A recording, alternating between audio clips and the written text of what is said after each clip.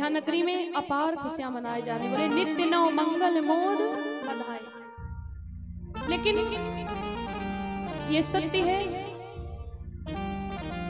कि कभी भी किसी चीज को लेकर के अत्यधिक खुशी नहीं मनाना चाहिए। कभी भी ऐसा नहीं करना चाहिए। और ये होता है कभी कभी किसी चीज को लेकर के हम लोग बहुत ज्यादा खुशी मनाते हैं और जब वो समय आता है तो ऐसी कोई अनहोनी हो जाती है जिसकी कभी सपने में भी कल्पना नहीं करते हैं। तो इसलिए कभी भी किसी चीज को लेकर के अत्यधिक खुशी ना मनाओ और दुख के समय में दुख को लेकर के अत्यधिक दुख भी ना मनाओ। किसी भी चीज की अति खराब होती है, अति खराब होती है। और जिसे इंग्लिश भाषा में लिमिट कहते हैं। सीमा से बढ़कर के अगर किसी से प्रेम कर लोगे तो वो रिश्ता टूट जाएगा।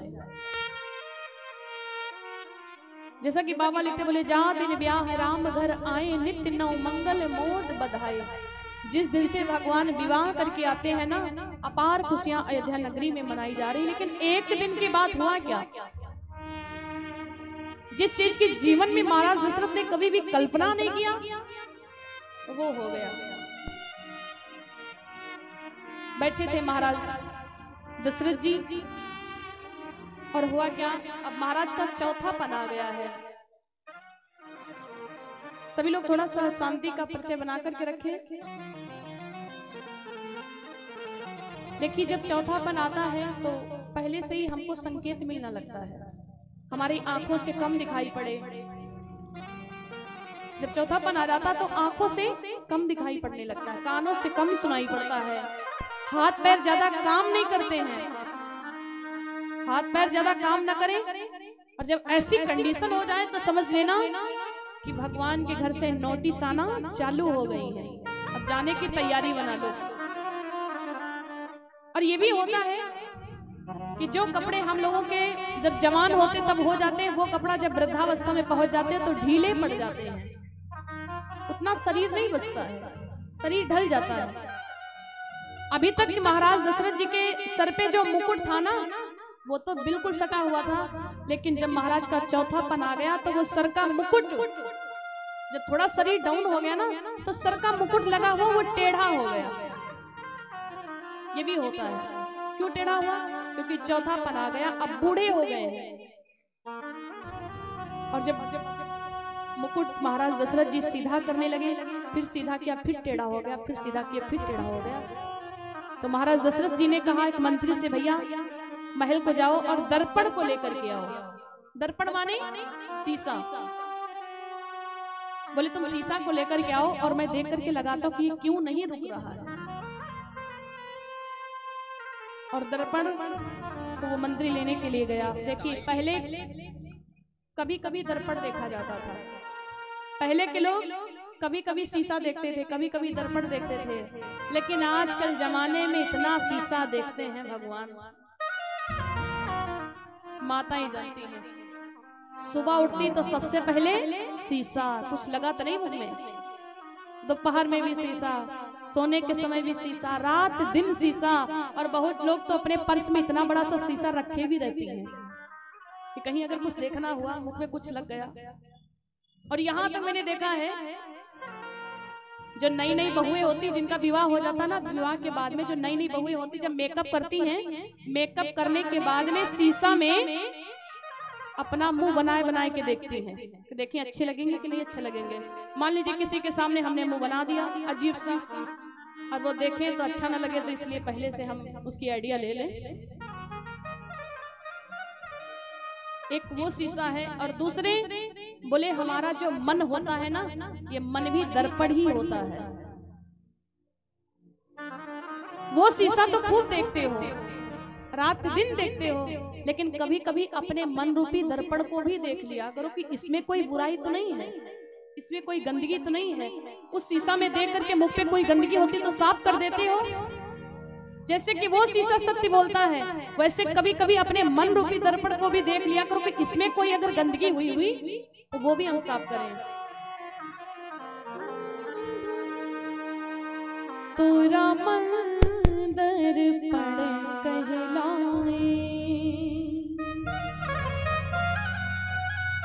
मन जो होता है वो दर्पण होता है। भले बुरे सारे कर्मों को, भले बुरे सारे कर्मों को देखी और दिखाए तो रमण दर्पण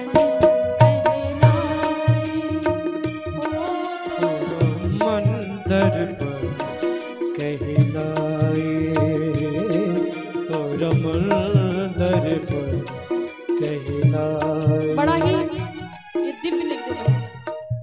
चेहरे पर कोई गंदगी होती है, जैसे सभी लोगों को दिखाई पड़ती ना कि तुम्हारे चेहरे पे ये गंदगी लगी हुई है, शीशा में देख करके साफ कर देते हो। वैसे मन की भी गंदगी आप भी देखते हो और दुनिया वालों को भी आपके मन की भी गंदगी दिखती है।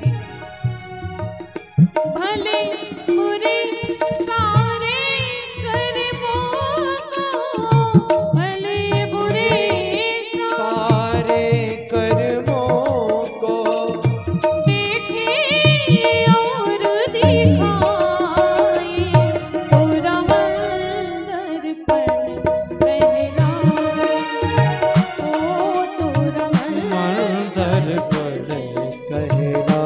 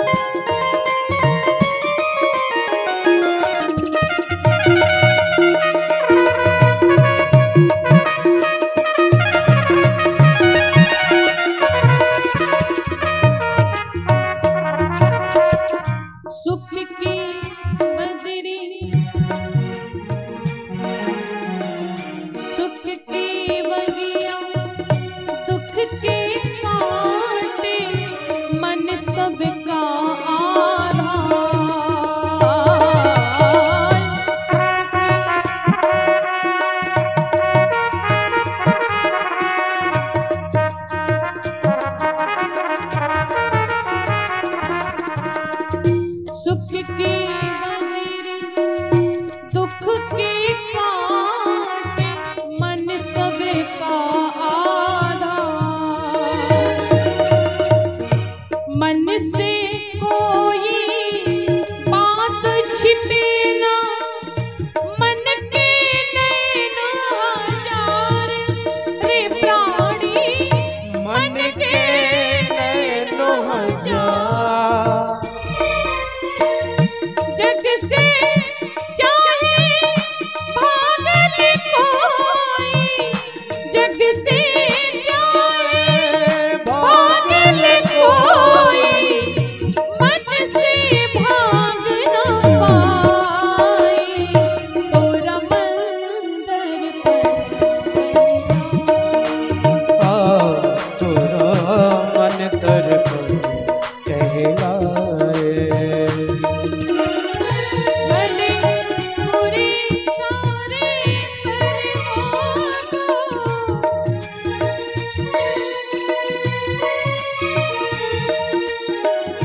भले बुरे सारे कर्मों को देखे और दिखाए तोरा दर्पण कहलाए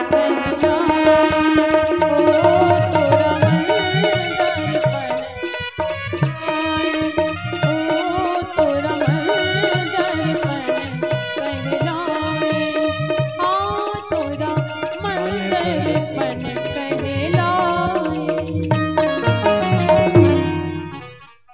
ये भी सत्य है जग से चाहे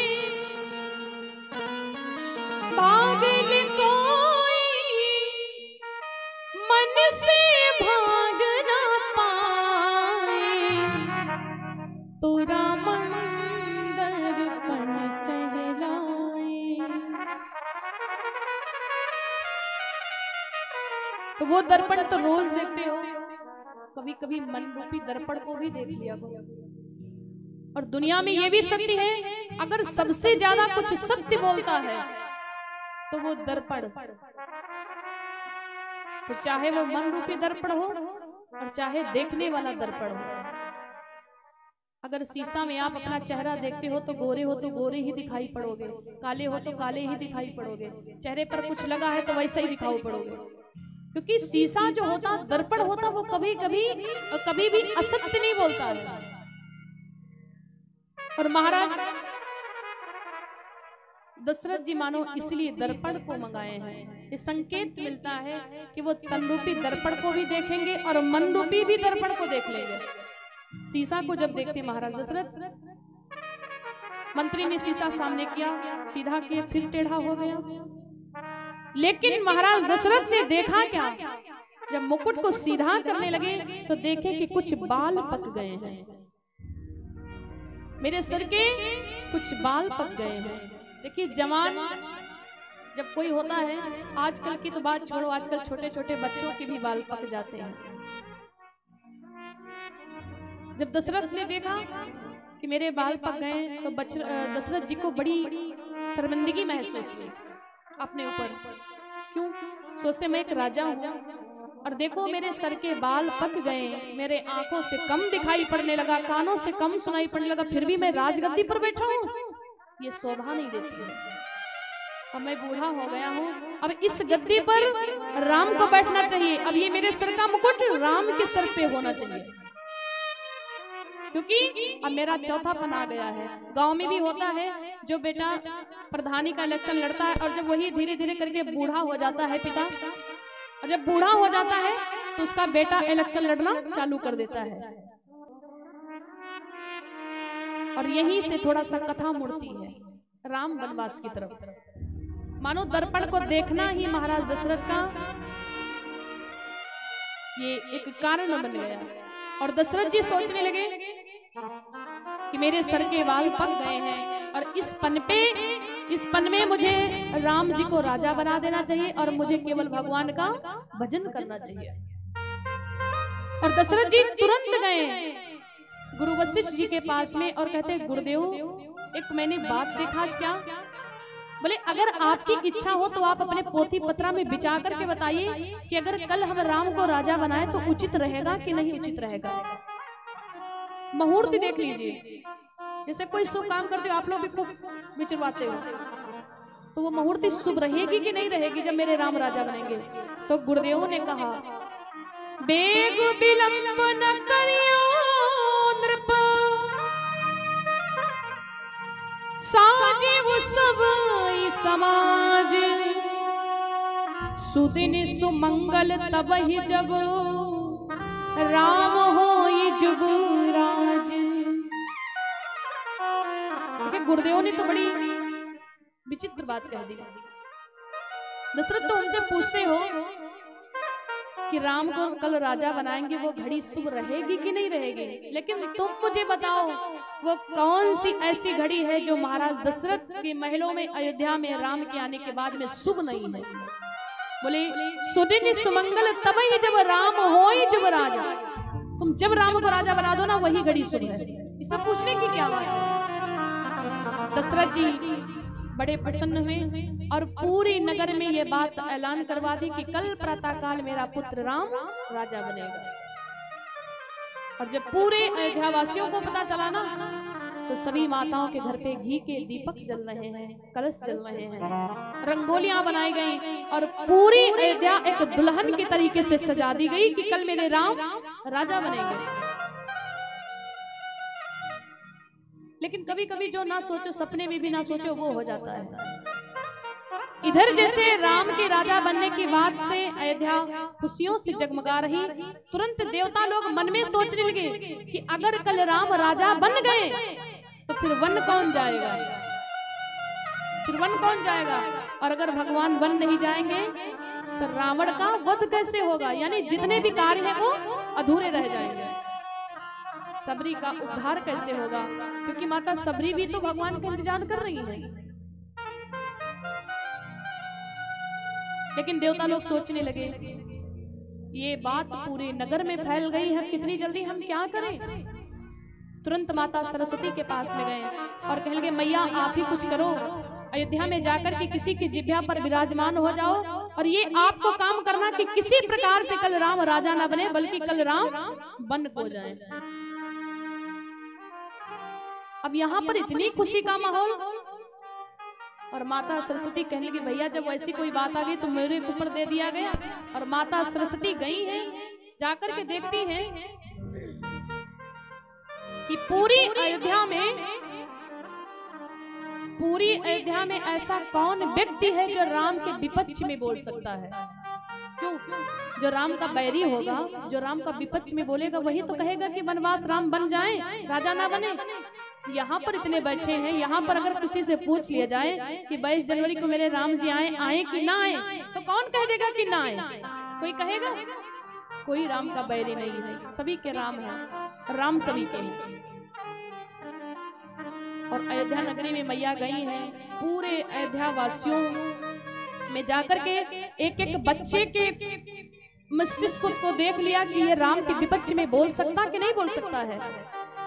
अरे बच्चों की बात छोड़ो, कोई जानवर भी नहीं तैयार हुआ कि राम जी राजा ना बने, कोई भी नहीं तैयार हुआ, कोई भी पकड़ में नहीं आया, क्योंकि वही तो कहेगा जो राम के विपक्षी होगा, जो राम का दुश्मन होगा, जो राम का बैरी होगा। लेकिन सबसे स्पष्ट तो बात यह है जिसका जन्म अयोध्या में हो गया, जिसका अयोध्या में ही जन्म हो गया हो और जिसने सरजू मैया का जल पी लिया हो, क्या वो भी कभी राम के विपक्ष में बोल सकता है? नहीं, कभी नहीं। अच्छा कोई पकड़ में नहीं आया, लेकिन जैसे मंथरा के ऊपर नजर गई, मंथरा पकड़ में आ गई। क्यों मंथरा क्यों आई पकड़ में? क्योंकि मंथरा अयोध्या की नहीं है, ये माता कैकेयी की दासी है, ये चेरी है, इसका जन्म अयोध्या में नहीं हुआ है। और अगर इसका अयोध्या में जन्म हो जाता तो ये भी राम के विपक्ष में बोल नहीं पाती। आपके गांव की अभी रोहतास जिले की कोई बदनामी करने लगे और रोहतास के ही भक्त बैठे हों तो सुन नहीं पाएंगे, बाहर का आकर के कोई भी कुछ भी कह दे करे अरे जाने तो कहां अपने यहाँ के हैं। वैसे ही मंथरा जो है, मंथरा पकड़ में आ गई, मैया के लिए ये अच्छा काम करेगी, क्योंकि माता कैकेयी जब विवाह करके आई थी ना तो मंथरा को दासी के रूप में महाराजा सुपति ने दे दिया था कि तुम मेरी बेटी की रक्षा करना, रखवाली करना, सेवा करना। और मंथरा की जिह्वा पर माता सरस्वती विराजमान हो गई। जैसे माता सरस्वती विराजमान हुई, मंथरा कांपने लगी, डगमग हुए विचार, कहाँ क्या सोच रही थी और क्या हो गया। देखिए 24 घंटे में, दिन रात को मिलाकर के 24 घंटे होते हैं, और 24 घंटों में माता सरस्वती एक बार सबकी जुबान पर आती है। ये सत्य है, एक बार सभी की जुबान पर आती हैं। और कभी कभी हमारे जीवन में ऐसा होता है कि हम लोग कोई बात किसी के लिए बोल देते, फिर वो सत्य हो जाती है। हो जाता है ना कभी कभी ऐसा, तो फिर आदमी कहता भैया आप तो सत्य ही कह रहे थे, वैसा ही हो गया। तो उस समय आप नहीं बोलते हैं, उस समय माता सरस्वती का जिह्वा पर आपके विराजमान होता है। इसलिए आप लोग जब भी बोलो तो थोड़ा सा सोच विचार करके बोलो कि ऐसी कोई बात ना कह दे कि कोई किसी के अनहोनी हो जाए। कभी कभी बेटा घर से बाहर निकलता, माँ बहुत मना करती, आज ना जाओ, आज ना जाओ, बेटा मानता नहीं है, और परिणाम क्या होता है, गए तो कहीं एक्सीडेंट हो गया, कहीं चोट खा गए, तो क्या कहते हैं, माँ तुम सत्य ही कहती थी, अगर नहीं जाता आज तो शायद आज ये परिणाम नहीं होता। तो उस समय वो माँ नहीं बल्कि माता सरस्वती आपकी जिह्वा पर विराजमान होकर के बैठती है। तो आप लोग भी थोड़ा सोच समझ करके बोले। और इधर लोग कहते कि माता कैकेयी ने राम का वनवास किया है, ये भी असत्य है। क्योंकि दुनिया में हो सकता कि कौशल्या जैसी माता मिल जाए, हो सकता सुमित्रा जैसी माता मिल जाए, लेकिन दुनिया में कैकेयी माता जैसी माता नहीं बन सकती है, जिसने इतना त्याग किया। क्यों? क्योंकि मंथरा के कहने से माता कैकेयी ने राम का वनवास नहीं किया है, ये गलत है। और माता कैकेयी के लिए तो भगवान श्री राम जी ने खुद प्रमाण बनाए हैं कि भरत जो मेरी माता कैकेयी में दोष झाकेगा तो समझ लेना उसने अपने जीवन में कभी सत्संग नहीं किया है, वो जड़ है। और सबसे स्पष्ट बात ये है, जो माता कैकेयी में दोष झांकते हैं ना, उनसे कहना है कि अगर माता कैकेयी के जीवन में जरा से भी दोष होता, जरा से भी दोष होता, इको थोड़ा कम कर दीजिए, इको थोड़ा कम कर दीजिए। अगर कैकेयी के जीवन में जरा से भी दोष होता तो एक भरत जैसे संत को वो जन्म नहीं दे सकती थी। ये सबसे स्पष्ट बात है। क्यों? क्योंकि कहते नारी निंदा ना करो, नारी नर की खान, जिनसे बालक होते हैं ध्रुव प्रहलाद समान। उस नारी की कभी भी निंदा नहीं करना चाहिए जो नारी ध्रुव और प्रहलाद के समान पुत्रों को जन्म देती है। और दूसरी बात बोले नारी निंदा खूब करो, नारी नर की खान, जिनसे बालक होते हैं रावण कंस समान। बच्चे के ऊपर बहुत बड़ा माँ का असर पड़ता है। आइए सबसे पहले इस कथा को श्रवण करेंगे कि भगवान का वनवास किया किसने है। राम एकदम सादा हो गया, थोड़ा सा देखिए, बालेपन की कथा है। दुनिया में कैकेयी जैसी माता नहीं हो सकती है। भगवान श्री राम जी छोटे थे और माता कैकेयी आंगन में बैठी थी। राम जी गए और पीछे से ऐसे मैया की आंखों को बंद कर लेते। बहुत छोटे छोटे बच्चे होते हैं जो शरारती होते हैं। मैया तो इधर को मुंह करके बैठी थी और राम जी ने पीछे से ऐसे आंखों को बंद कर लिया कैकेयी माता के। और जब मैया ने देखा कि आंखों को बंद कर लिया तो मैया सोच गई राम ने ये लक्ष्मण होगा। क्यों? क्योंकि लक्ष्मण बड़ा नटखट है, राम जी ऐसा नहीं कर सकते हैं। और मैया कह लगी लक्ष्मण छोड़ तो, मेरी आंखों को खोल। और मैया ने जब हाथ पकड़ करके देखा तो लक्ष्मण नहीं राम है। तो माता कैकेयी कहती कि बेटा आज तू जीत गया, मैं हार गई, इसलिए आज तुम हमसे कोई वरदान मांग लो, कोई भी वरदान मांग लो। और जब वरदान मांगने की बात आई, सभी माताएं ध्यान से सुनेंगी, जब वरदान मांगने की बात आई तो भगवान कह लगे मैया जो मैं तुमसे वरदान मांगूंगा आप दे दोगी? मुझे विश्वास नहीं हो रहा है, क्योंकि राम जी को पता है वरदान ही कुछ ऐसा है। मैया कह लगी अरे भरत राम क्या तुमको विश्वास नहीं है? बोले रघुकुल रीत सदा चली आई, प्राण जाई पर बचन न जाई। कैसी बात करते हो राम? तुमको मांगने में देरी है ना, कि कहीं एक छिड़की भी देरी नहीं लगाएगी देने में। और भगवान संकेत करते मैया जिस वरदान को मैं तुमसे आज मांगने के लिए जा रहा हूं, अगर इस वरदान को आपने पूरा कर दिया तो दुनिया में कोई भी नारी, कोई भी माता अपने बेटी का नाम कभी केकई नहीं रखेगी। ये राम जी ने कहा कि अगर जो मैं वरदान तुमसे मांगने जा रहा हूं अगर आपने पूरा कर दिया तो दुनिया में कोई भी माता अपने बेटी का नाम केकई नहीं रखेगी। और आज भी प्रमाण है, सुमित्रा हो सकता मिल जाए, कौशल्या मैया हो सकता मिल जाए, लेकिन ये नहीं सुना होगा कि किसी का नाम केकई है? कोई भी नहीं। माता केकई कहेगी बस इतनी सी बात? कोई बात नहीं राम, एक प्रश्न की भी परवाह नहीं मुझे, तो मांग क्या चाहिए? राम जी कहते मैया इतना ही नहीं, जो वरदान मैं तुमसे मांगने के लिए जा रहा हूं, अगर इस वरदान को तुमने पूरा कर दिया तो हो सकता है कि जो तुम्हारा पुत्र है भरत वो भी तुम्हारा त्याग कर दे। ये भी राम जी ने कहा, क्योंकि राम जी को पता है मेरे बन जाने के बाद में भरत मेरा ऐसा है ना जो माता केकई का भी त्याग कर देगा। अब दुनिया में कौन ऐसी माता है जो सौतेले पुत्र के लिए चाहेगी कि मेरा ही पुत्र हमसे दूर हो जाए, वो मेरा त्याग कर दे? कोई चाहेगी? कोई नहीं चाहता। मैया कहेगी भरत मुझे इस बात की भी परवाह नहीं है, कोई बात नहीं, राम तुम मांगो क्या चाहिए। और सबसे अंतिम में राम जी कहते हैं कि मैया जो मैं तुमसे वरदान मांगने के लिए जा रहा हूं, अगर इस वरदान को आपने पूरा कर दिया तो हो सकता कि तुम्हारी मांग का सिंदूर भी मिट जाए, तुम विधवा हो जाओ, पिताजी की मृत्यु हो जाए। अब दुनिया में कौन ऐसी नारी है जो चाहेगी सौतेले पुत्र के लिए मेरी मांग का सिंदूर मिट जाए, मेरा पति ही मर जाए? कोई चाहेगा? कोई भी नहीं चाहता है। लेकिन माता केकई कुछ क्षणों के लिए मौन हो गई, कुछ नहीं बोली, और फिर उठकर के खड़ी हुई कहती राम जो वरदान तुम हमसे मांग रहे हो ना, अगर इस वरदान को मैंने पूरा कर दिया तो दुनिया में कोई भी नारी अपने बेटी का नाम केकई नहीं रखेगी। ये तुम सत्य कहते हो, मेरा पुत्र मेरा त्याग कर देगा, मेरी मांग का सिंदूर भी मिट जाएगा, और ये दुनिया वाले मुझे क्या क्या कहेंगे ये तुम जानते हो राम। लेकिन अगर केकई के वरदान देने से मेरे पुत्र का काम बन रहा है तो ये केकई एक जन्म तक नहीं बल्कि 700 जन्मों तक तैयार है ऐसे कलंक लेने के लिए। अब दुनिया में ऐसी कौन माता हो सकती है केकई जैसी? तब राम जी ने हाथ जोड़ दिया, मैया तुम धन्य हो, क्योंकि मैया जो वरदान मैं तुमसे मांगने जा रहा हूं अगर पूरा नहीं किया तो तेरे बेटे का आना असफल हो जाएगा, अधूरा काम रह जाएगा। मैया कहती अब मांग तुझे क्या चाहिए? अभी भी राम जी कहते कि पहले कसम खा जाओ। क्यों?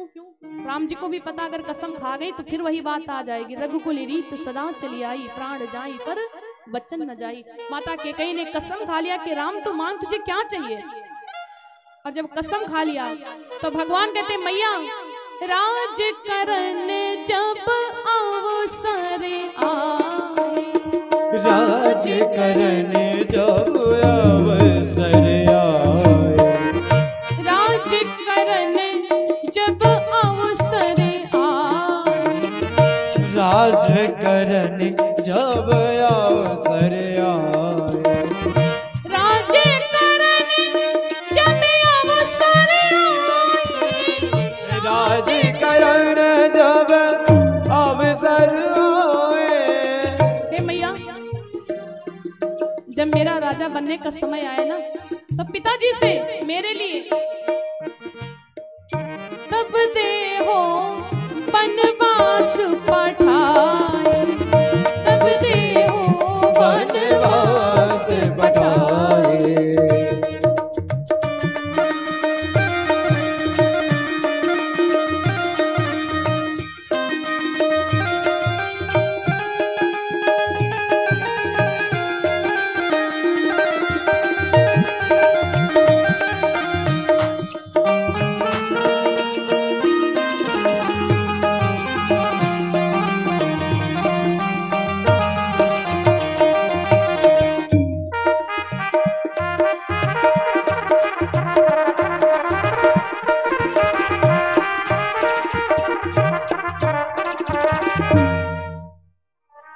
भगवान ने हाथ जोड़ लिया, मैया जब मेरा राजा बनने का समय आए ना तो मेरे लिए पिताश्री से मेरा 14 वर्षों का वनवास मांग लेना। राजकरण जब अवसर आई तब देहु वनवास पठाई। और इस बात को सुनकर के माता कैकेयी बैठ गई मौन होकर के और कहती, राम ये तुम क्या कहते हो? क्योंकि माता कैकेयी भरत से भी ज्यादा ना राम को प्रेम करती थी, राम को प्यार करती थी।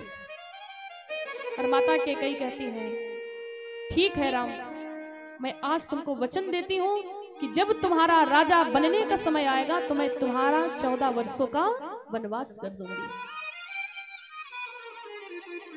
दुनिया में कोई कैकेयी जैसी माता नहीं हो सकती है जिसने इतना त्याग किया। और माता कैकेयी आज से ही राम जी से थोड़ा सा दूरी बनाना चालू कर दी। क्यों? मैया सोचती जितना ही दूरी बनाऊंगी उतना ही ठीक रहेगा, क्योंकि अगर एकदम से वनवास अपने पुत्र का करेंगे तो मैं रह नहीं पाऊंगी इनके बगैर। आज से ही थोड़ा थोड़ा दूरी बनाना चालू कर दी। और इधर मंथरा की जिह्वा पर माता सरस्वती विराजमान है। मंथरा के कहने से कैकेयी ने वनवास नहीं किया है, ये असत्य है। मैया को तो याद आ गया कि मैंने बचपन में अपने राम को वरदान दिया था कि राजकरण जब अवसर आई तब देहु वनवास पठाई। लेकिन माता कैकेयी आज भूल गई है उस बात को। मंथरा गई और माता कैकेयी ने अपने गले का हार मंथरा के गले में डाल दिया। अरे कैसे अपनी दशा को बना करके तुम घूम रही उदासी? कल मेरा पुत्र राजा बनेगा, कल मेरा राम राजा बनेगा, तुम ऐसी दशा में घूम रही हो, शोभा नहीं देता है। और जैसे मंथरा के गले में हार डाला, मंथरा ने गले के हार निकाल करके फेंक दिया। बस कर रानी, तू पागल हो गई है। और तेरे साथ में महाराज दशरथ होशियारी कर रहे, होशियारी। बोले कैसी होशियारी?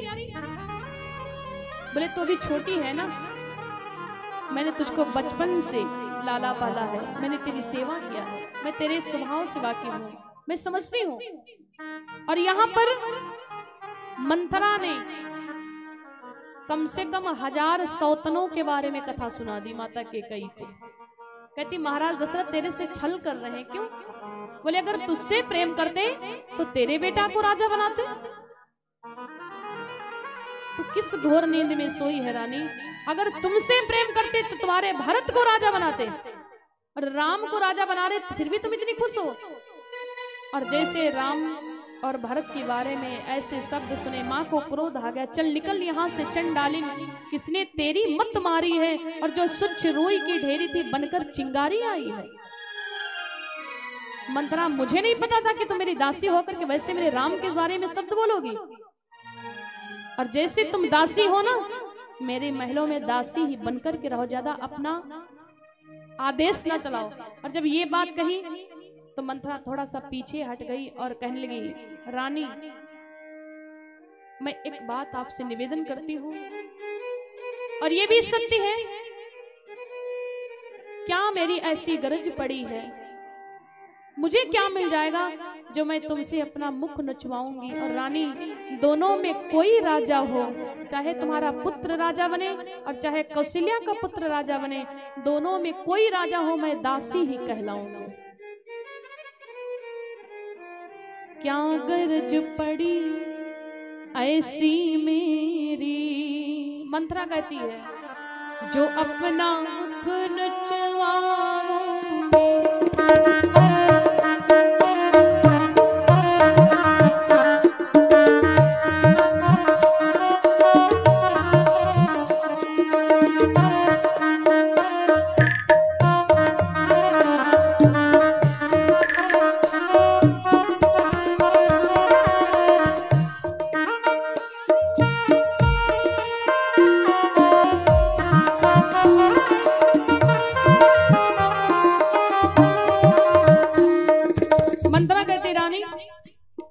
क्या गरज पड़ी ऐसी मेरी, जो अपना मुख नचवाऊंगी।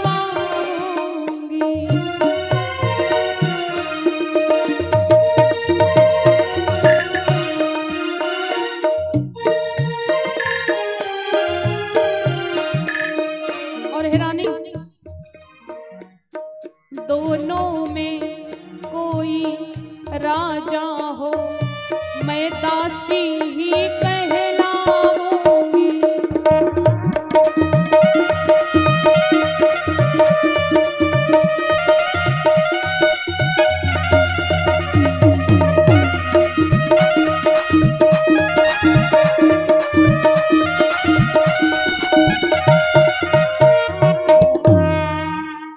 मंत्रा कहने लगी, रानी मेरी कोई भी गरज नहीं है, लेकिन मैंने तुमको बचपन से पाला, इसलिए थोड़ा सा मोह था, इसलिए मैं तुमको बता रही थी। कोई बात नहीं रानी,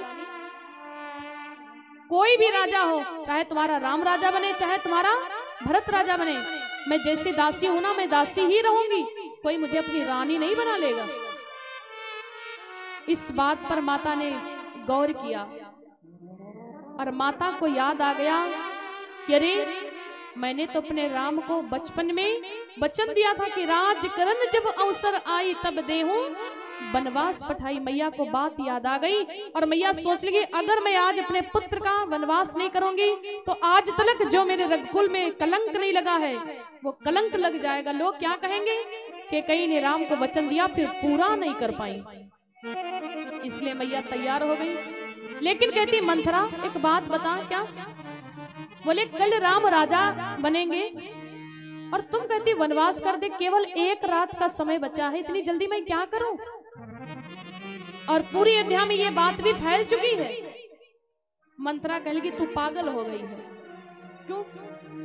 बोले अरे रानी, बात बिगड़ने के लिए एक क्षण भी काफी होता है, और ये भी सत्य है कि बात बिगड़ने के लिए एक क्षण भी काफी होता, तेरे लिए तो पूरी रात पड़ी है। और सुनो रानी, त्रिया चरित्र करो, केसों को बिखार लो, मलिन वस्त्रों को पहन लो, आभूषणों को निकाल करके फेंक दो और कोप भवन में चली जाओ। दशरथ तुझसे इतना प्रेम करते, जब तेरे पास जाएंगे तेरी दशा को देख करके हैतंग रह जाएंगे और तुझसे पूछेंगे रानी क्यों ये दशा है, तो पहले कुछ नहीं बोला, पूरा त्रिया चरित्र करना।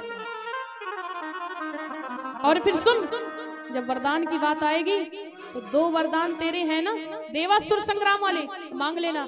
और पहले वरदान में रानी सावधान होकर के वरदानों को मांगना। पहली बात ये कि वरदान तब मांगना जब सौगंध राम की खा जाए।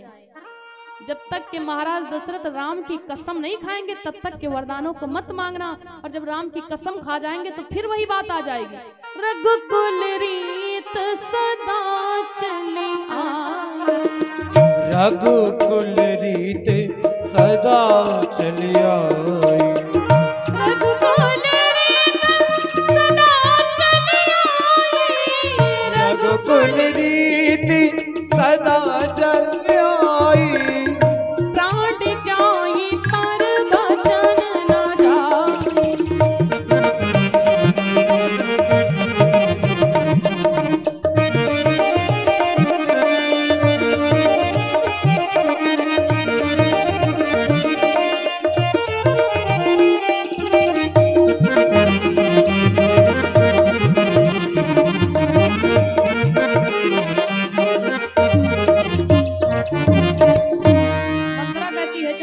कसम खा जाएंगे तो फिर वही बात आ जाएगी कि प्राण जाहि पर वचन न जाई, तब तो जरूर पूरा करेंगे। लेकिन रानी वरदानों को कैसे मांगना है? 2 वरदान हैं। पहले वरदान में तुम राम की जगह पर भरत का राज्याभिषेक मांगना। पहले वरदान में राम का वनवास मत मांग लेना। पहले वरदान में क्या मांगना है? राम की जगह पर भरत का राज्याभिषेक हो, और दूसरे वरदान में राम का 14 वर्षों के लिए वनवास। लेकिन सोचने की बात यह है, माता कैकेयी ने दूसरे वरदान में भगवान का वनवास मांगा तो वनवास पहले हो गया। बोलो हुआ कि नहीं हुआ? ये दूसरे वरदान में मांगा था। दूसरे वरदान में क्या बोले? तापस वेश विशेष उदासी 14 वर्ष राम वनवासी।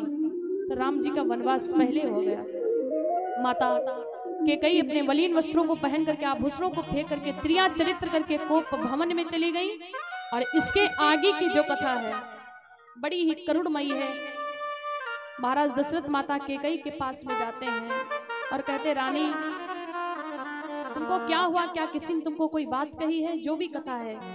और राम वनवास की कथा, राम जी का 14 ही वर्षों का वनवास क्यों हुआ, ये जितनी भी कथा है आप लोग कल की बेला में श्रवण करेंगे। बोली सियापति रामचंद्र भगवान की जय हो। और ये कार्यक्रम लाइव चल रहा है, आप सभी माताएं अपने अपने फोन पर भी देख सकती हैं। चैनल का नाम है व्यास सोनम जी, आप लोग सर्च करें, सब्सक्राइब करें और अभी का प्रोग्राम बैठकर भी देख सकती हैं। बोली सियापति रामचंद्र भगवान की जय हो। और ये हमारे भैया हैं, इसमें नाम नहीं शो कर रहा है, लेकिन भैया जी की तरफ से 201 मुद्राओं का ऑनलाइन दान आया हुआ है। भगवान की कृपा सदैव बरसती रहे। बोली सियापति रामचंद्र भगवान की जय। बोली जानकी माता की जय हो। आइए, बहुत ही सुंदर एक भजन और उसके बाद में बड़ी ही दिव्य आप लोगों के समक्ष में माता जानकी की विदाई की झांकी आ रही है और उसके बाद में वैष्णो देवी की आज झांकी दिखाई जाएगी, क्योंकि भगवान के वनवास का प्रसंग था और वनवास में तो कोई झांकी हो नहीं सकती है, इसलिए माता जानकी की विदाई की और वैष्णो देवी की झांकी के हम लोग दर्शन करेंगे। बोली सियापति रामचंद्र भगवान की जय हो। बोली जानकी माता की जय हो। लक्ष्मण सा भाई हो, कौशल्या माई हो, स्वामी तुम जैसा मेरा रघुराई हो, स्वामी तुम जैसा मेरा रघुराई। सभी लोग उठाएंगे हाथ। लक्ष्मण सा भाई हो, लक्ष्मण सा भाई हो, कौशल्या माई हो। गाई कौशल्या, पीछे से भी आवाज आनी चाहिए। स्वामी तुम जैसा मेरा रघुराई हो, स्वामी तुम जैसा मेरा। बोले श्री अयोध्या धाम की आगे हाथ।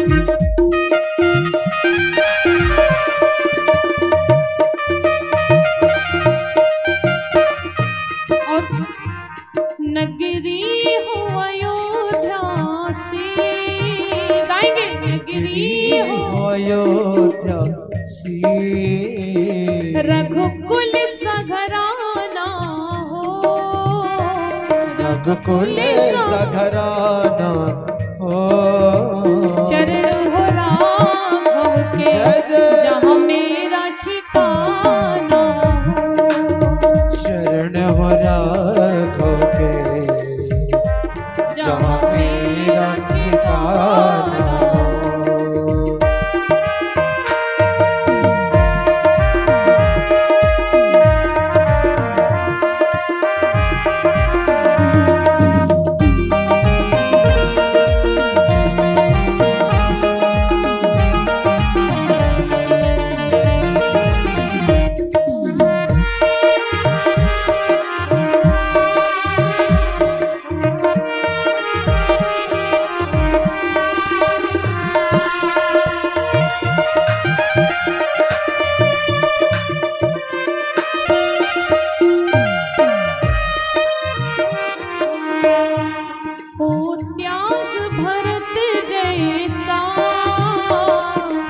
त्याग भरत जैसा, सीता सी नारी हो, सीता सी नारी हो, लव कुश के जैसी संतान हमारी हो। लव कुश के जैसे संतान हमारी हो।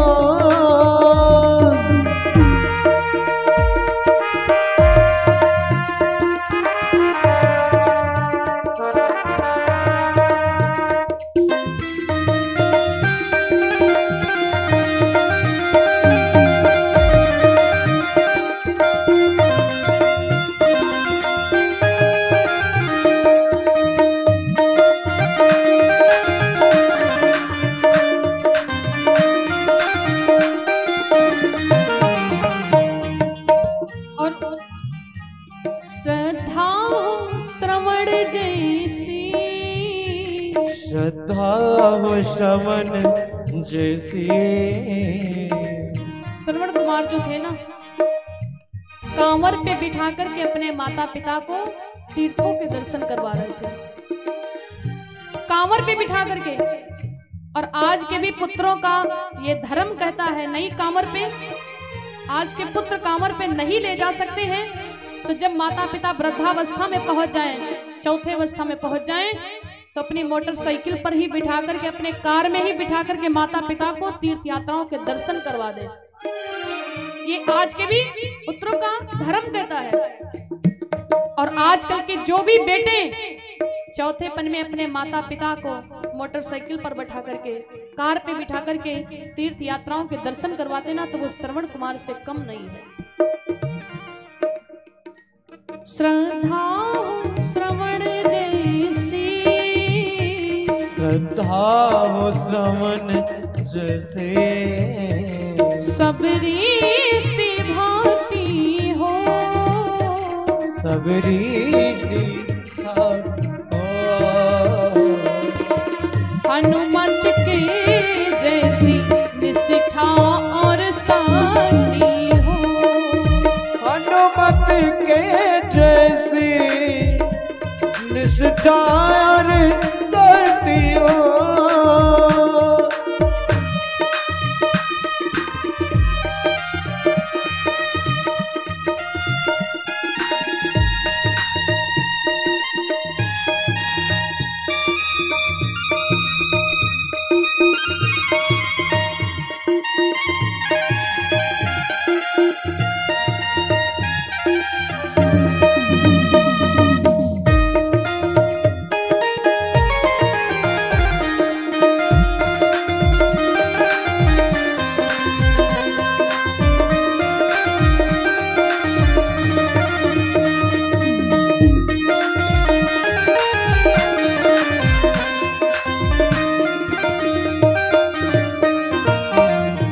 लक्ष्मण सा भाई हो, लक्ष्मण सा भाई हो।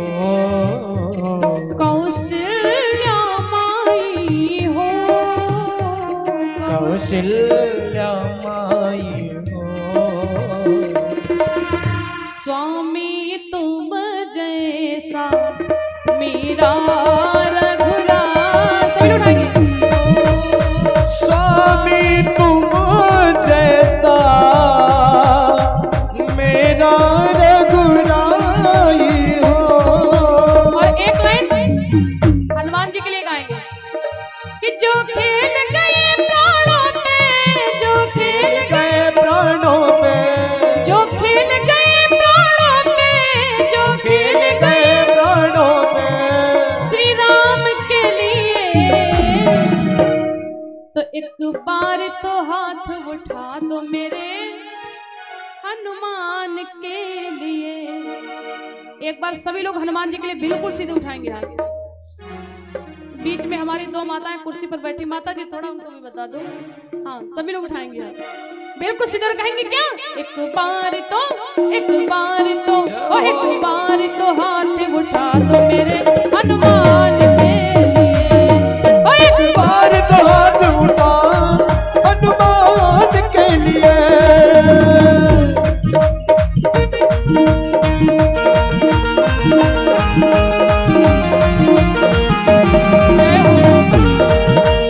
बोले पवन पत्ते हनुमान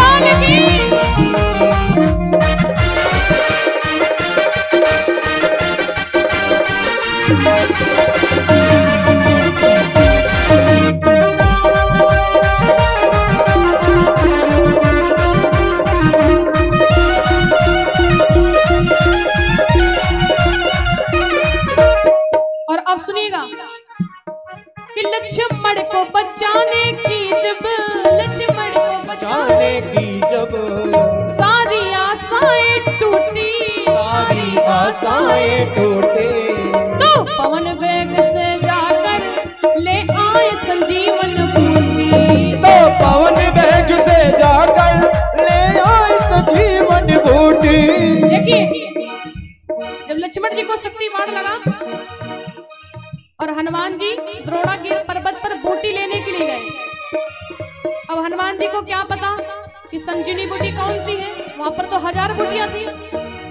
तो हनुमान जी सोचे कि अगर बूटी ये वाली लेकर के जाएं, सुसैन बैठ कहे भैया ये वाली नहीं है, वो दूसरी थी, और हम फिर दोबारा आए, तब तक के सूर्य उदय हो जाएगा, क्योंकि सूर्योदय हो जाएगा तो लक्ष्मण जी के प्राण नहीं बचेंगे। तो लक्ष्मण जी ने हनुमान जी ने क्या किया, पूरा मेडिकल स्टोर ही हाथ में उठा लिया। जय जय बोली पवन पुत्र हनुमंत लाल की जय हो। हनुमान जी ने पूरा द्रोणागिर पर्वत ही उठा लिया कि कुछ अरे भाई कोई भी तो होगी इसमें, इसलिए हनुमान जी के लिए सभी लोग उठाएंगे हाथ। कि लक्ष्मण को बचाने की जब गई, को बचाने की जब सारी आशाएं टूटी, सारी आशाएं टूटे। और देखिए जब हनुमान जी बूटी को लेकर के चले ना, तो सूर्य देवता थोड़े थोड़े से दिखाई पड़ने लगे, लाल लाल। तो हनुमान जी कह लगे सुनो, तुमका बचपन में खा ले रहा तब तो निकाल दे रहा, जय जय। और अगर आज खा लेंगे तो कोई दुनिया में है नहीं, क्योंकि हनुमान जी ने बाली समय रवि भक्ष लियो तब तीनों लोगों भयो उजियारो, देही के दास भयो जग में, यहाँ संकट काहू से जात न टारो, कौन नहीं जानत है जग में कभी संकट मोचन नाम तिहारो। तो सभी लोग उठाएंगे आप हनुमान जी के लिए बिल्कुल सीधे। लक्ष्मण को बचाने की जब, लक्ष्मण को बचाने की जब सारी आशाएं टूटी, सारी आशाएं टूटे। तो पवन वेग से जाकर ले आई संजीवन बूटी। तो पवन वेग से जाकर ले आए संजीवन बूटी। माता अंजनी की ऐसी, माता अंजनी की ऐसी संतान के लिए। तो अब सभी लोग उठाएंगे हाथ बिल्कुल सीधे। एक बार तो एक बार तो एक बार तो हाथ उठा दो मेरे हनुमान के, एक बार तो हाथ उठा दो हनुमान के लिए।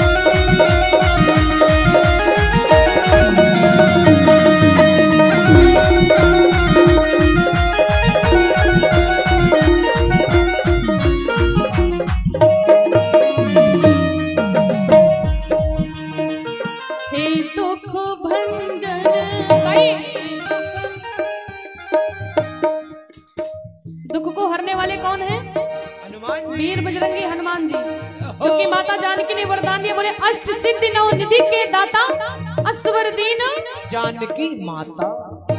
राम रसायन तुम्हारे पासा,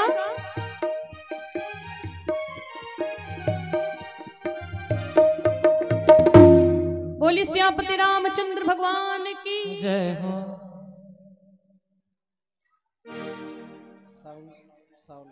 सभी माताएं बैठी रहें, राम जी की कृपा है, कुछ नहीं होगा, बस साउंड गिर गया है। सभी लोग बैठ जाइए।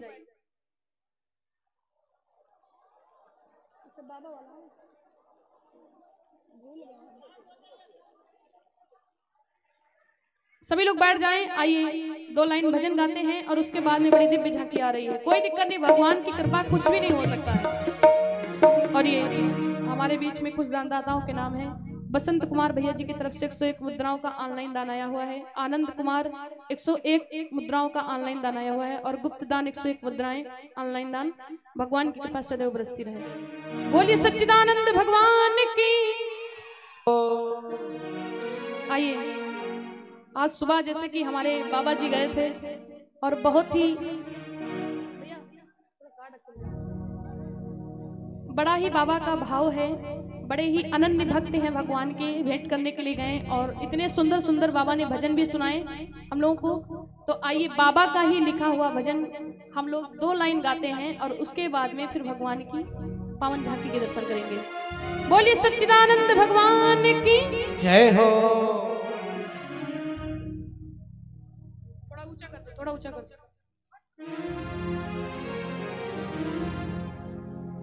दिल दिया मैंने उस सांवरे को, तेरी तस्वीर दिल में कन्हैया। कितने भक्त ऐसे हैं जो कन्हैया की तस्वीर अपने दिल में छुपा करके रखे हैं? जिनके जिनके दिल में बांके बिहारी जी हैं जरा हाथ उठाकर बताएंगे। क्यों? क्योंकि ये बाबा का दरबार है, ये माँ का दरबार है, यहाँ पर किसी की मनमानी नहीं होती। और ये तो बात पक्की है, यहाँ आने के बाद फिर कोई परेशानी नहीं होती। आइए एक लाइन गाएंगे। तेरी तस्वीर दिल में कन्हैया, तेरी तस्वीर दिल में कन्हैया, जाने कब से छुपाए हुए हैं तेरी तस्वीर जाने कन्हैया, जाने कब से छुपाए हुए हैं। इस भजन के भाव को सुनिएगा। तेरी तस्वीर दिल में कन्हैया, जाने कब से छुपाए हुए, तेरी तस्वीर जाने कन्हैया, जाने कब से छुपाए हुए हैं। तुझसे मिलने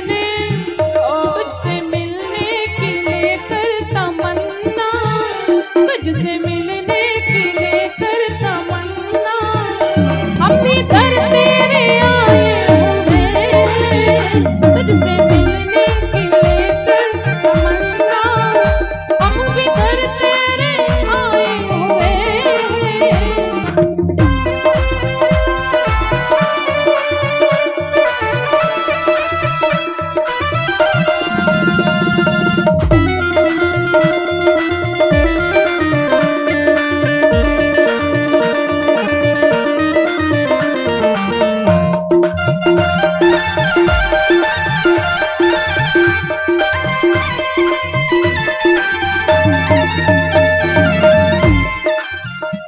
जाने कितना का दर्शन दिया है, आशा हमसे लगाए हुए हैं। जाने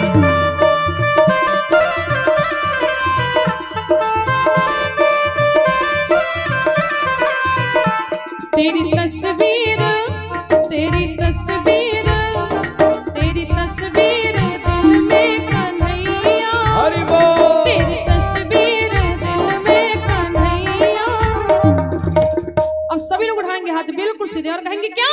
कि जाने कब से छुपाए हुए हैं ओ तेरी तस्वीर दिल में कन्हैया, जाने कब से छुपाए हुए हैं तेरे दर्शन की लेकर तमन्ना, तेरे दर्शन की लेकर तमन्ना, हम दर तेरे आए हुए हैं तेरी तस्वीर दिल में कन्हैया।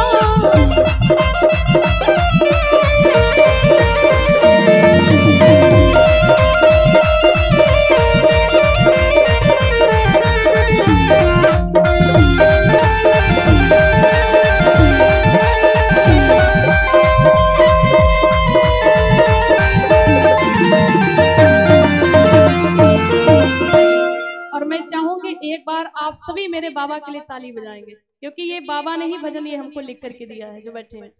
बड़ा ही सुंदर भाव है इस भजन का और बड़े ही अनन्य भक्त हैं। बोलिए सियापति रामचंद्र भगवान की जय हो। आइए झांकी के आप लोग दर्शन करें।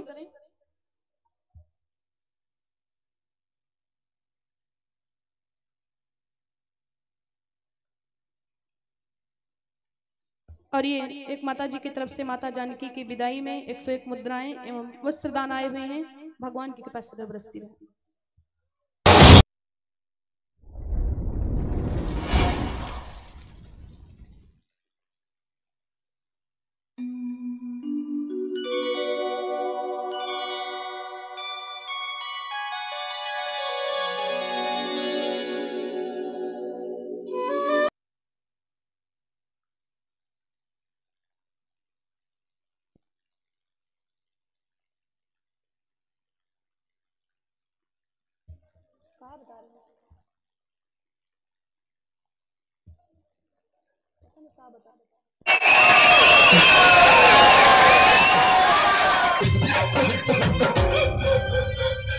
तू ही सूरज हवा बाबू हवा तू चांद माई के दिल की धड़कन तो हवा परान नी भलैया तो हार दे के ममता दुलार आई हा जन्मो जन्म बेटा बघिया हमार माई हो माई हो माई हो माई हो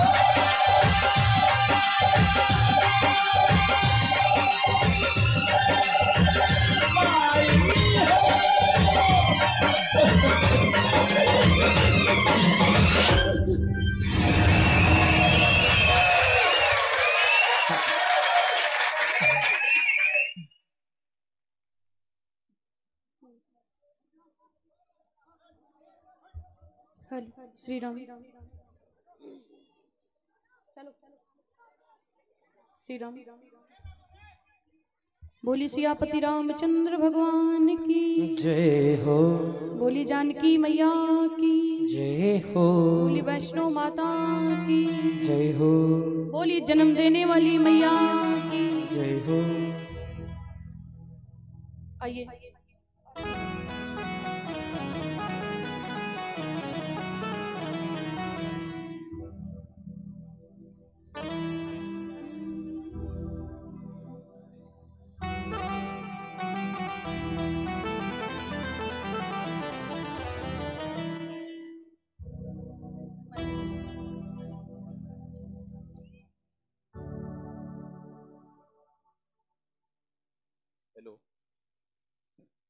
हेलो आदरणीय मंचासीन राम कथा वाचक सोनम दीदी जी एवं जाति शक्तिपीठ के परिसर में इस राम कथा के पंडाल में उपस्थित माताएं बहनें बंधु बांधव छोटे छोटे बच्चे बच्चियां आपके असीम आशीर्वाद से हिंदू जागृति मंच कार्यक्रम करते रहती है। इस वर्ष भी कार्यक्रम हिंदू जागृति मंच करा रही है। हम कमेटी की ओर से आप सभी से ये रिक्वेस्ट करना चाहते हैं, ये अनुनय विनय करना चाहते हैं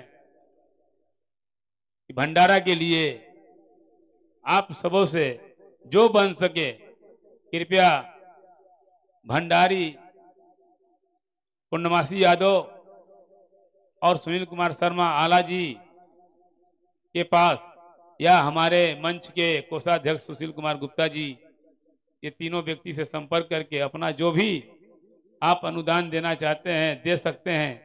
इनके अनुपस्थिति में कमेटी के हर सदस्य अपने आप को यहाँ का अधिकार रखता है मंच में, आप उन्हें भी सुपुर्द कर सकते हैं।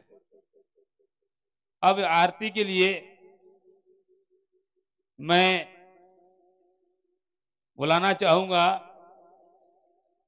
रमेश सिंह जी, गोविंदापुर निवासी, जो हमारे मंच के सक्रिय सदस्य हैं, जितेंद्र सोनी जी, अरविंद कुमार जी, अनूप सोनी जी, पूर्णवासी यादव जी, श्रवण प्रसाद जी, प्रदीप कुमार जी, मंतोष कुमार जी, सितेश प्रसाद जी, परमेंद्र कुमार जी, मुनिंदर पांडे जी, सरजू महतो जी, संतोष प्रसाद गुप्ता जिनका होटल है, आलोक गुप्ता, और कुछ हमारी सखी दीदियां जो है कार्यकर्ता के रूप में इस पंडाल में महिलाओं के बीच में महिलाओं को सुविधा प्रदान कर रही हैं बैठने के लिए या किसी भी तरह का सुरक्षा का जो है पहल कर रही हैं। प्रतिज्ञा कुमारी, अंजू कुमारी, परी कुमारी, सोनाक्षी शर्मा, शैली कुमारी, ये छवि गुप्ता रोज तिलक लगाने का काम करती है और शैली कुमारी भी तिलक लगाने का काज करती है। पिंकी कुमारी, संगीता कुमारी, खुशबू कुमारी और दो मेरे भैया हैं लक्ष्य कुमार, उत्कर्ष कुमार, उत्कर्ष और अपूर्व। आप अगर हैं यहाँ तो मंच पर आ जाएं आप सभी।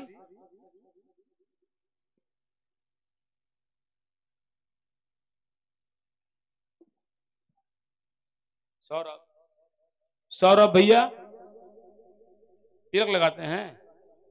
सौरभ भैया तिलकधारी जी आ जाइए। भंडारा में जो मुझे राशि प्राप्त हुआ अभी तक,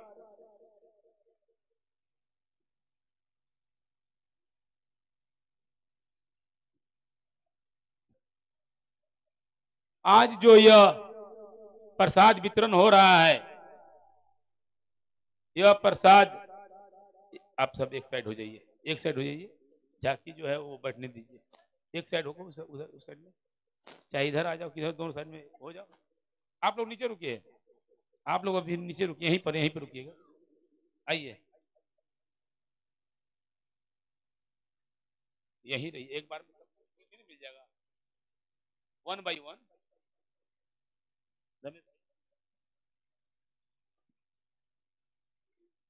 अब तक जो प्रवचन में प्रसाद वितरण किया गया है, पहले भी बताए हैं, क्योंकि प्रतिदिन कुछ कुछ नए लोग आते हैं तो उनको भी जानकारी होना चाहिए, इसलिए बार बार इस बात को दोहराया जाता है मेरे द्वारा।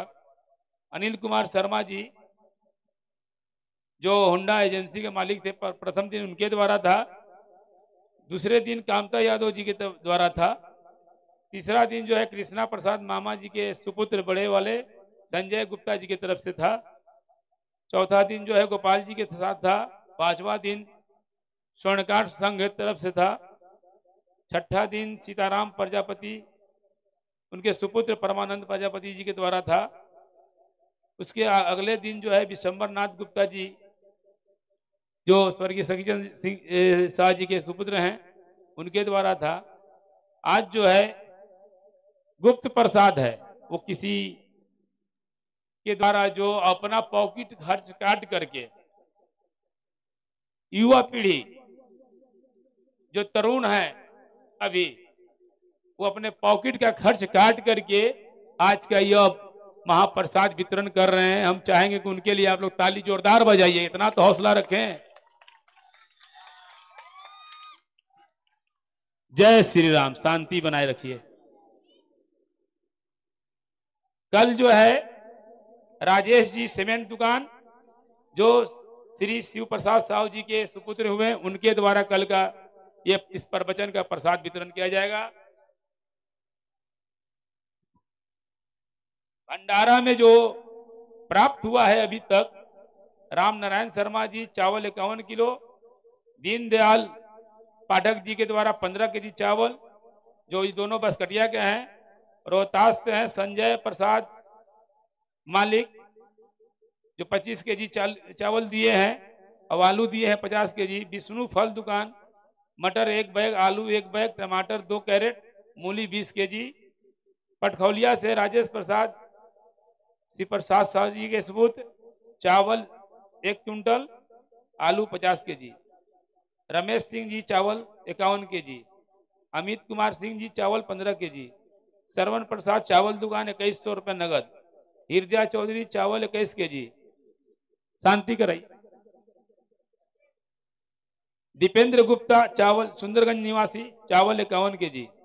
नेपाल प्रसाद जी रोहतास निवासी चावल 25 केजी। पटखौलिया से स्वर्गीय महेंद्र प्रसाद जी की धर्मपत्नी अनीता जी चावल दी हैं। रोहतास से सुनील प्रसाद खैनी दुकान चावल 10 केजी। पटखौलिया से सुनील प्रसाद हार्डवेयर 551 रुपये नगद।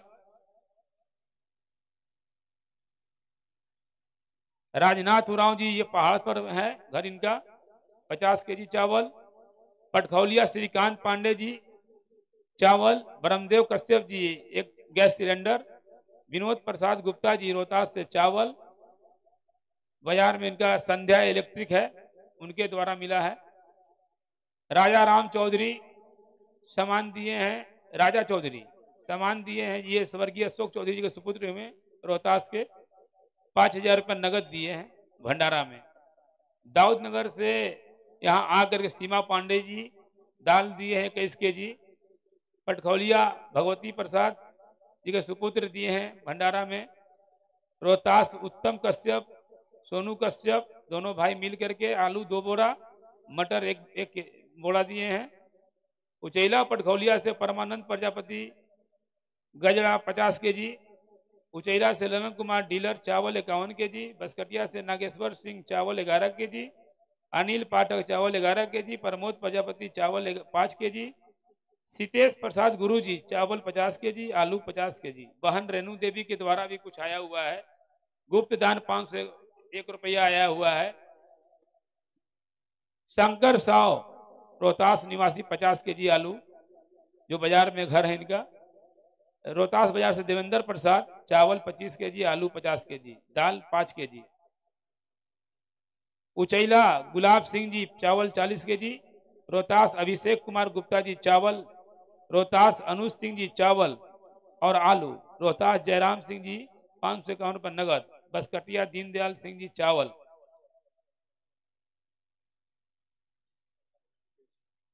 सुनील प्रसाद पटखौलिया निवासी हार्डवेयर, जो श्री शिव प्रसाद साहू जी के सुपुत्र हैं, उनके द्वारा भंडारा में 2100 रुपया का दान आया है। ये जितने दाता हैं इनके लिए आप लोग जय श्री राम के नारा के साथ तालियों से स्वागत कीजिए।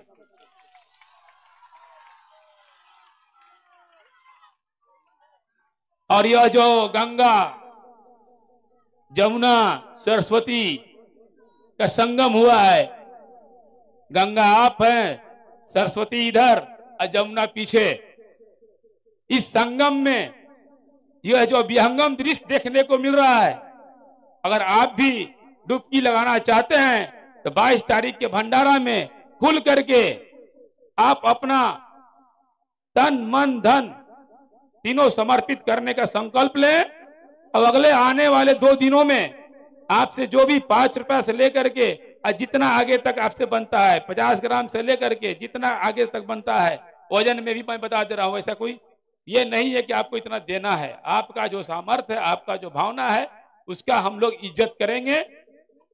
हर वक्त इज्जत करते आए हैं, आगे भी करेंगे।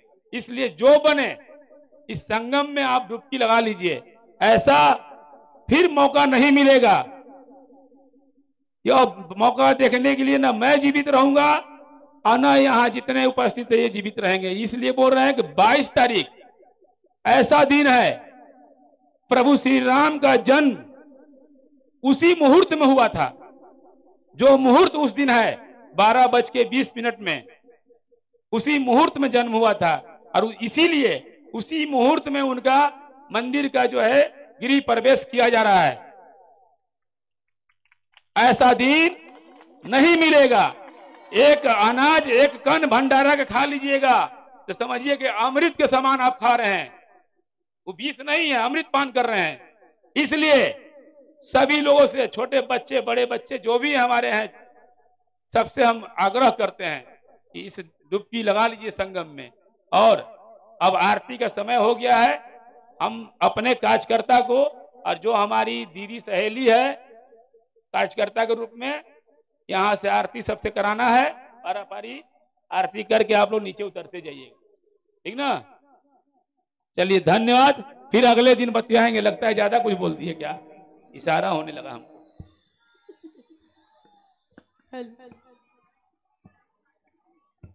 बोली सियापति रामचंद्र भगवान की जय हो। ढाई कर दो, ढाई।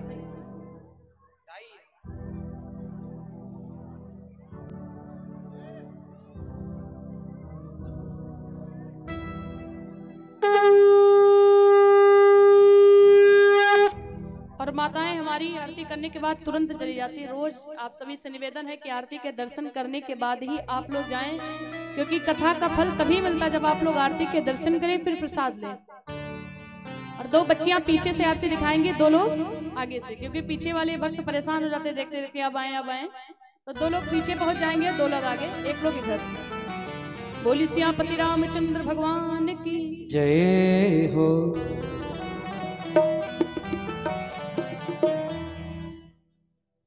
बोली जानकी माता की जय हो।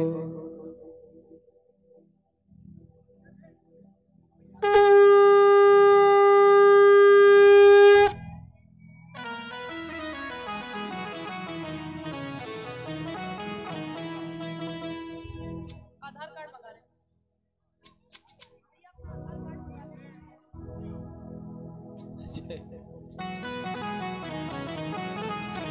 बोली जानकी माता की जय हो। बोली श्री अयोध्या धाम की जय हो।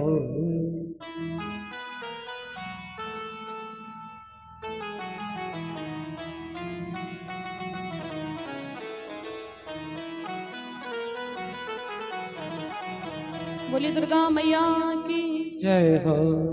अम्बे तू है जगदम्बे काली, जय दुर्गे खप्पर वाली, तेरे ही गुण गाए भारती हो मैया, हम सब उतारे तेरी आरती। अम्बे तू है जगदम्बे काली, जय दुर्गे खप्पल वाली, तेरे ही गुण गाए भारती हो मैया, हम सब उतारे तेरी आरती। बोले दुर्गा मैया की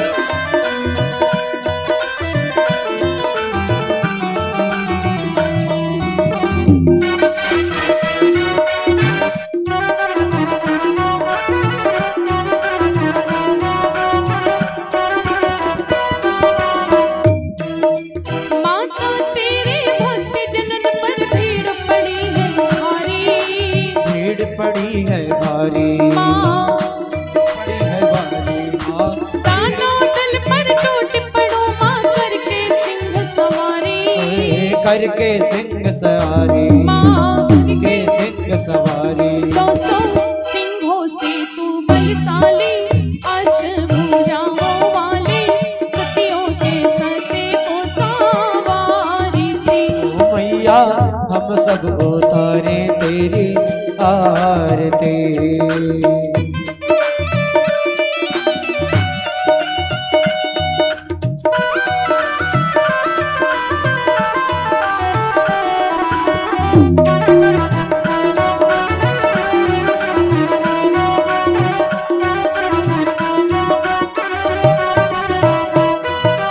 नहीं मांगते धन और दौलत, ना चांदी ना सोना, ना चांदी ना सोना, ना चांदी ना सोना, हम तो मांगे वो तेरे मन का एक छोटा सा कोना। एक छोटा सा कोना माँ, एक छोटा सा कोना। सब पर करुणा बरसाने वाली, अमृत बरसाने वाली, दुखियों के दुखड़े निवारती। ओ मैया हम सब उतारे तेरे आरती।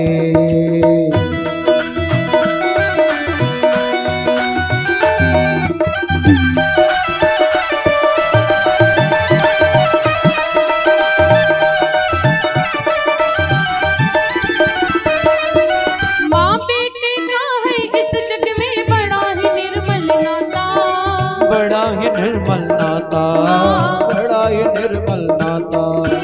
पोते का पोते सुने हैं परिणाम, माता सुनी को माता, माता सुने को माता माँ, माता सुने को माता। सब पे बिगड़ी बनाने वाली, लाज बचाने वाली, सतियों के सते को संवारती। ओ मैया हम सब उतारे तेरे आरती।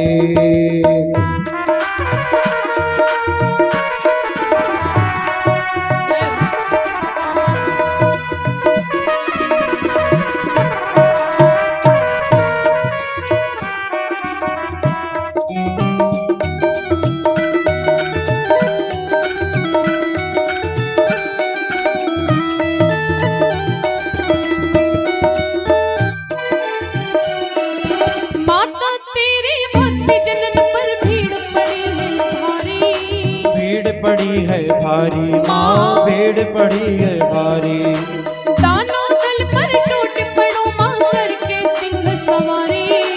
करके सिंह सवारी माँ करके सिंह सवारी। सो सिंहों से तू बलशाली अष्टभुजा वाली दुखियों के दुखड़े निवारी। ओ मैया हम सब उतारे तेरे आरती।